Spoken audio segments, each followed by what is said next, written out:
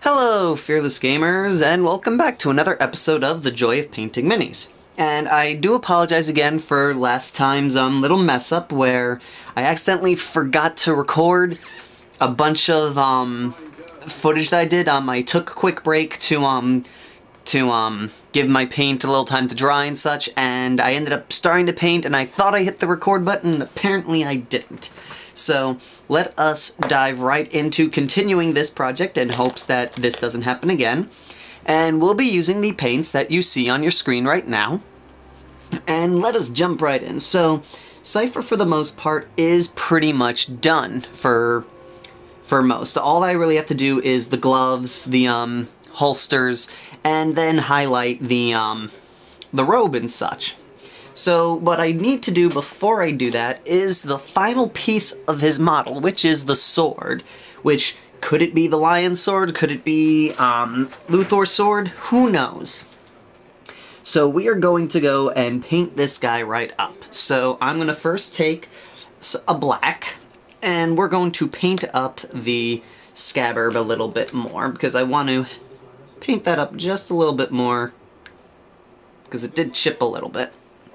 So I'm going to take my black, add a little water to my paint to give it a little bit nice of a smoother finish. And we're going to go and get rid of those little chips there, which a little bit less, they're less chips and more dust and such it seems, but there are a couple little bit chips here. And I decided I'm going to keep the scabbard like a dark black type of color. That way, so I'm trying to keep it as ambiguous as possible. That way, really hard to tell if it's Luthor's or the lion's. And here we go. And by this time, probably going to have changed the episode releases to twice a week, just because, as I noticed with this one, I was doing a list count, and I was like, I won't be done with Cypher until February at this rate, and I don't think you guys were gonna sit and watch the same model being painted for 3 months. This one itself is still gonna take quite some time to do because of just how long it takes me to paint, plus the 30-minute time frame that we have, mainly because of just how long it takes to record, how much time it takes to edit the videos, and how much time it takes for the videos to upload, because to upload larger files we would need to decrease the quality, of the video, and we didn't want to do that. So by this point we're probably up to twice a week with that. And okay, so we got the black there. Now I'm going to paint the skulls. And the skulls, I'm going to probably just go with a simple gold look because, oops, apparently my paintbrush decided to fall into my water pot. Give me 1 second. Sorry about that.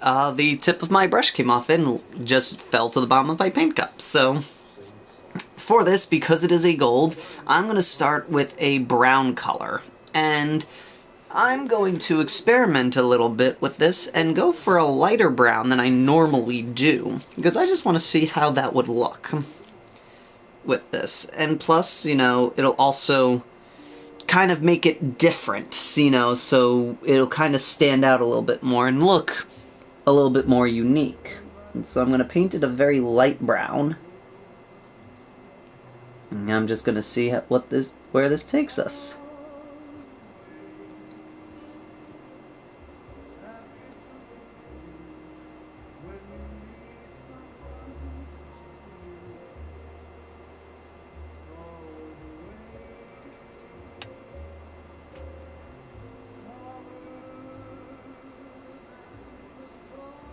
Okay.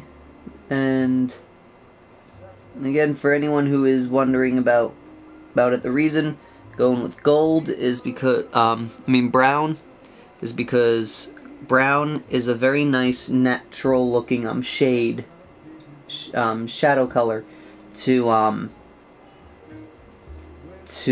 gold's, because gold's got a very yellowish look to it, and brown just makes a very nice natural shadow color to yellow. When you try and darken yellow, you will end up with a brownish color, and so that's why we're gonna go with that. And I decided to go. Usually, I go with a much darker brown, but for this one, I want to make it look different, like some weird looking gold alloy type of thing. So I want to make it stand out and just make it a little tougher to decide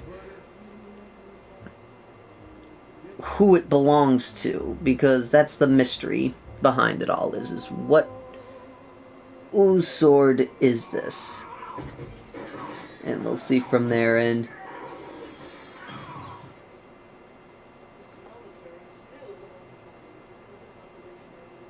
okay, this is using an older GW color.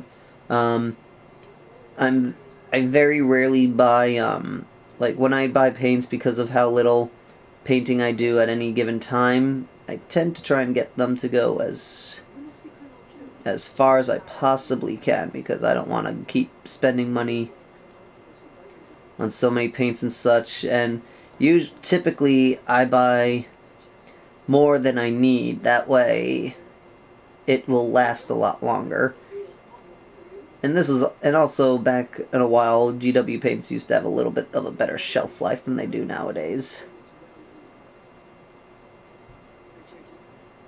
And so there we go.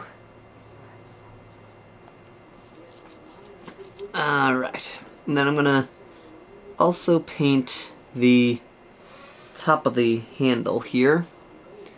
The hilt, or whatever it's called. I don't know the proper name for swords build things, though I'm pretty sure this is considered the hilt.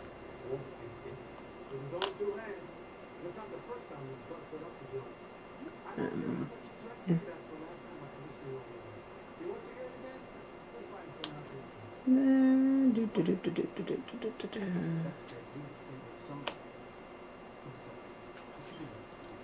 And then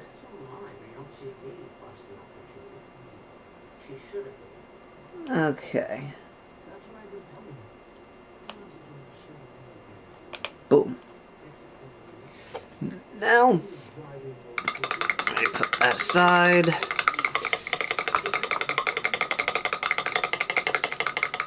And let's move on. From here, I'm then going to paint all of the trim pieces here, and I'm going to paint them in a silvery color. So I'm going to pull out the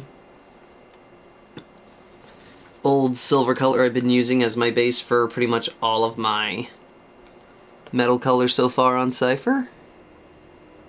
And after wetting the palette with the GW metal paints, thankfully I haven't had this issue as of late with the newer stuff, but with the older stuff, it was something you had to be very careful with watering down the paint, because the paint watering down could sometimes make it kind of separate the pigment from it, and kind of just makes it almost pointless to even bother with. So for a while, I actually have to fix that up. For a while, I used to never water down my metal paints, just because I didn't want to deal with the pigment separating. Well, the new layers thing seems to take the watering down a little bit better.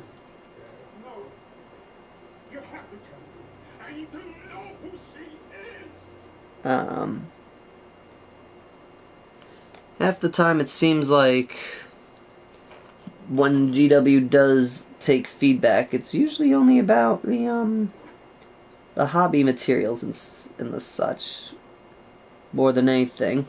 But then again, like, one person pointed out, GW, a lot of it is they focus, since they don't do market research and such, a lot of their focus and their input is coming from their staff. And since they're staffers, the staff is working with the game all day. Usually when they go home, typically they don't want to deal with the game itself. They may sit down and work on the hobby side of it, but they'll very rarely go home and play a game of 40k. And understandable, so I understand why they focus on improving, you know, like their paints and their brushes and such, but they should, I feel like that is not reason enough to ignore the game part. It stinks, but at the same time I understand where they're coming from, but at the same time then they have to decide, are they going to just be, you know, a company that sells models, or are they going to focus more on the rules and help improve those just as much? And to what they will do, may never know. Okay, so now for the crossguard, I think I'm gonna go with a very tough question there. I think I'm gonna go with like a bronzish brat, like a it was just like a very like tin like coppery dark metal, just to make it seem offset from everything. And fruit. That's no excuse. I know. I'm sorry. But you see, you were just so close. You should have made your life like nobody else. And I didn't want anything to get in the way of that.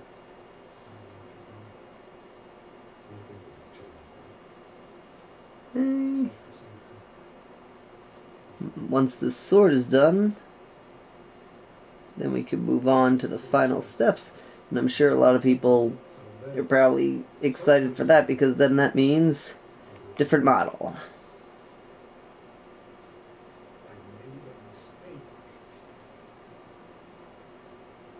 And since we won't really see this part of the handguard, not too important.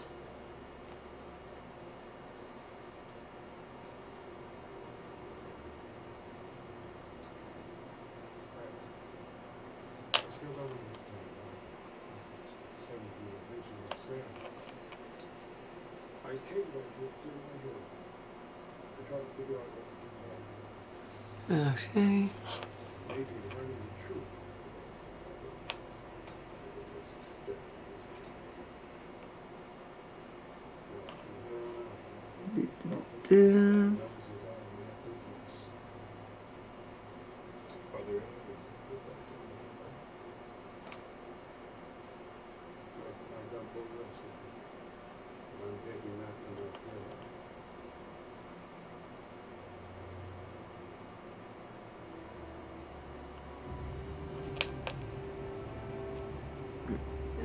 Okay.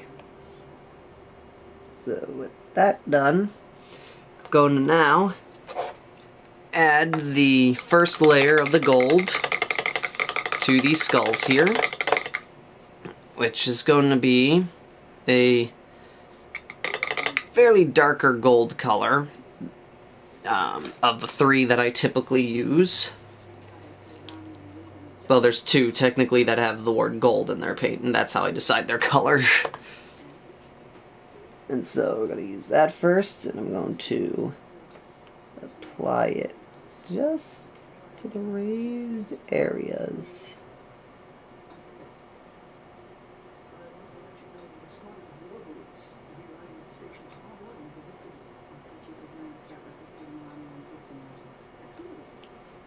Okay.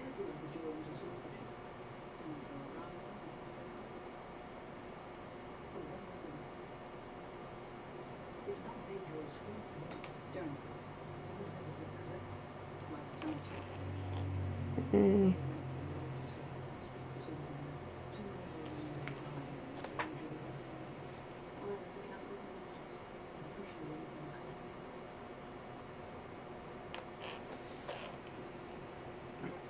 Alrighty. Coming along nicely.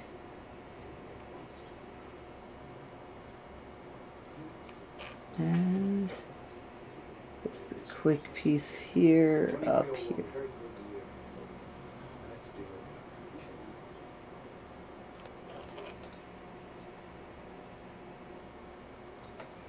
Okay.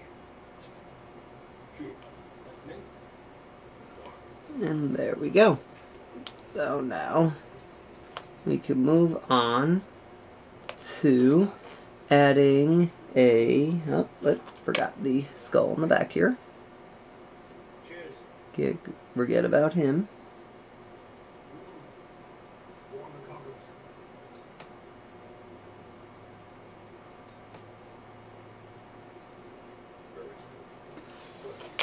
Okay, now I'm going to add a quick highlight to the gold areas that we just painted here to finish it up.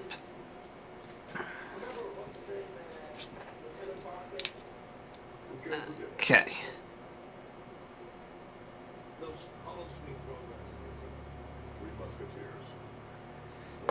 Let's see.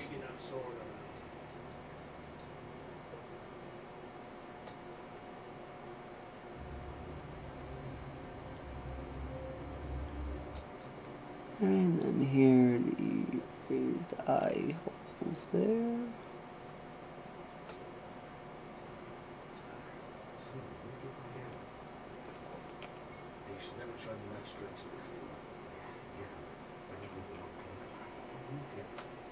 Because someday that crazy Klingon may get tired of smashing up a hollow scoop bar and decide to come down here and smash up a little.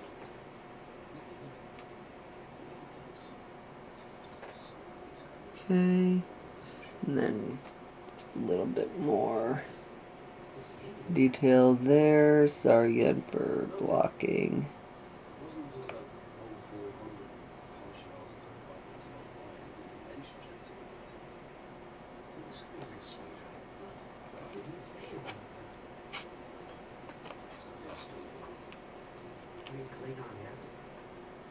What would she be doing there? She wasn't a Klingon.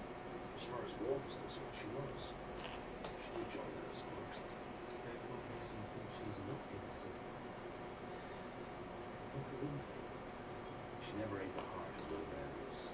We only called her as good. And then the detail right here. And being murdered by a pirate in cold blood doesn't count? Do you want to know what's wrong with your war or not? Okay, so now with this I'm going to glue it on because the rest of the highlighting I can do with it sitting on his back. So I'm going to take my glue and then stupid. This is always happens is because of the small small space that the glue is in and such. Pressure always builds. It always like overflows out when I take the lid off. So there we go. We mark it there. And I place the sword across that way. So want to get it because it's supposed to lay in a certain spot there, so it kind of hides the chain, that the chains are not finished, and there we go. And so with that done, I could see that I need to add some color to that one piece that I did forget to do. So we're gonna go ahead and do that, and then we might just be able to finish this episode with only a few minor things left to do. Okay, so Let's see if we can write it.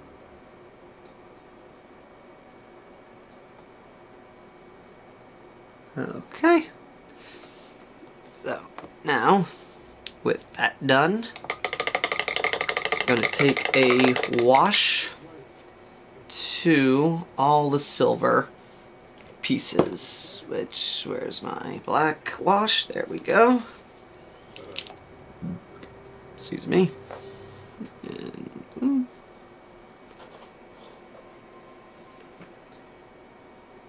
Still don't understand why Sarah would have a locket with Benjo's writing on it.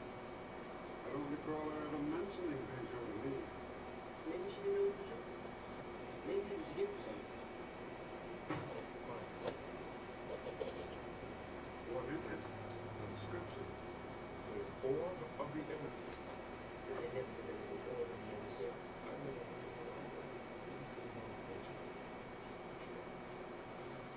Sounds like you reached the dead end. But if the orb does exist, if it didn't go dark, okay. Oh, I'm sorry. I should retape my boundaries so I can see when that kind of stuff happens a little better. And we're almost running out of time, but we can still get a few more little bits left in. So, we'll be gonna give that wash just a moment or two to dry. Okay, so now that that's dry, we're gonna go back over it with the original metal color to help emphasize the highlights. Actually, no, I'm gonna use a new metal color. Changed my mind. And we are going to use my old buddy here, my old Chainmail color paint to help this works. And then, so I'm going to just paint where that was going to be my last batch, but then I got to thinking. Maybe I'll take a couple of sacks along with me.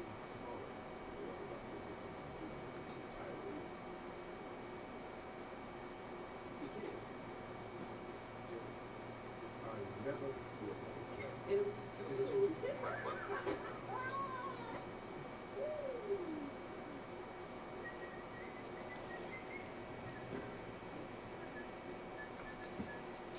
and then we're just highlighting this area that way. Again, helps bring out some definition. Gives the model a 3D look. And just leaving some of the shadow, the dark areas in, just to give it, just to help with that defining piece there. Then, going to do one more final highlight with a much brighter metal color to help brighten, to really emphasize like the tips and such. So I'm going to do some right here.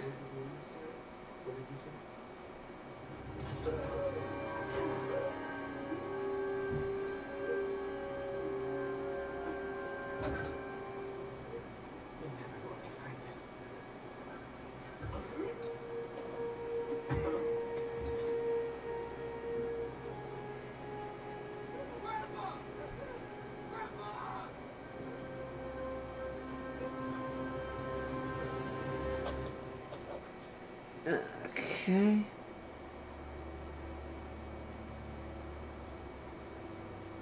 Alrighty. And to finish up this just before we start running out of time, because I want to get this sword done.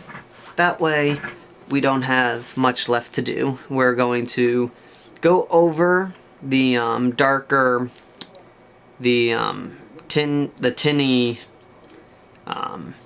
coppery paint again, just again the highlights,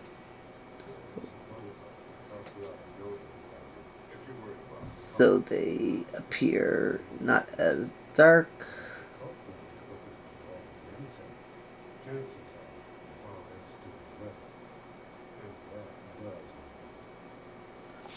Okay, whoops, as I almost knocked my paint over.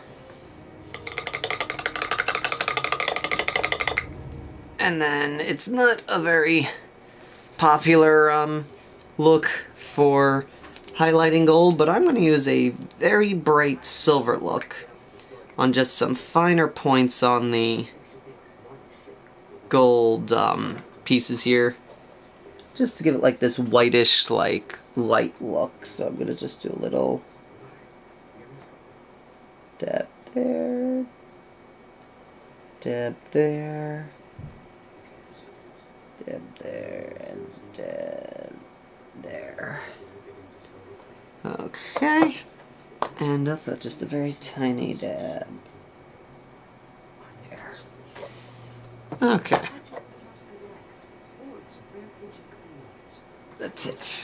And one final thing before I consider the sword done is those little bumps on the blade there. I'm going to take some brass color that I have here, and I'm going to just make some small splotches on them.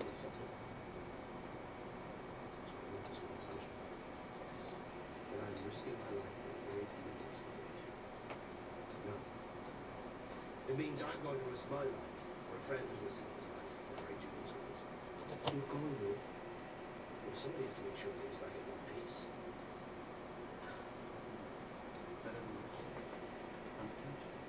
You're both touched. And then just gonna get those knobs there. Tips there.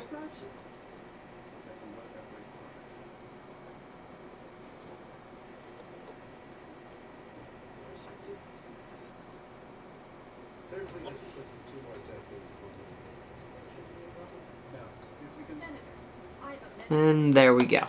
So, the sword on his back is done.